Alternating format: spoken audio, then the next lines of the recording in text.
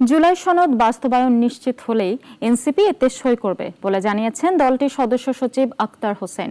তার নেতৃত্বে দুপুরে জাতীয় সংসদের এলডি হলে ঐকমত্য কমিশনের সঙ্গে বৈঠক হয়। এরপর সংবাদ সম্মেলনে আক্তার হোসেন অভিযোগ করেন, এক দল জুলাই সনদকে মুছে দিতে চায়, আরেক দল চায় তা ভেস্তে দিতে।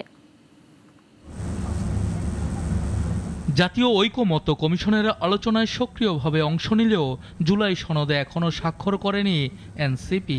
আইনি ভিত্তি আর বাস্তবায়ন প্রক্রিয়া নিয়ে তাদের পর্যবেক্ষণ আছে, তবে দলটি সনদে স্বাক্ষরের বিষয়ে বিভিন্ন পর্যায়ে আলোচনা চালাচ্ছে।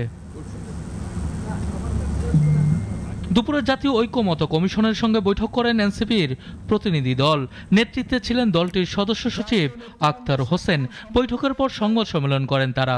জানান, জুলাই সনদ যেন প্রতারণার বস্তু না হয় সেজন্য কমিশনকে তাগিদ দেওয়া হয়েছে। আমরা কমিশনের কাছে যে টেক্সট তারা প্রস্তুত করছেন এবং তারা যে এক্সপার্টদের সঙ্গে কথা বলছেন, সেখানকার বক্তব্য এবং সেই বিষয়গুলোতে তারা আমাদেরকে কিছু ধারণা দেওয়ার চেষ্টা করেছেন, কিন্তু তারা এখনো পর্যন্ত আমাদেরকে যে টেক্সটটা প্রদর্শন করবেন সে ব্যাপারে আমাদেরকে আশ্বস্ত করেন নাই।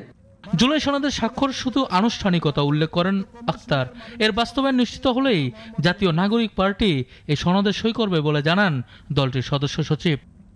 এটা আসলে কোনো একটা দল একটা সিদ্ধান্ত গৃহীত হওয়ার পরে তারা তাদের কোনো একটা বিষয়ে তাদের মতামত ব্যক্ত করেছেন, সেই হিসাবে এটা ডকুমেন্টেড হতে পারে, কিন্তু নোট অফ ডিসেন্টকেই যদি বাস্তবায়ন করতে হয় তাহলে যে সিদ্ধান্তগুলো গৃহীত হলো, অধিকাংশ রাজনৈতিক দল একমত হলো এবং কমিশন সিদ্ধান্ত গ্রহণ করলো, তার আদতে কোনো অর্থ থাকে না।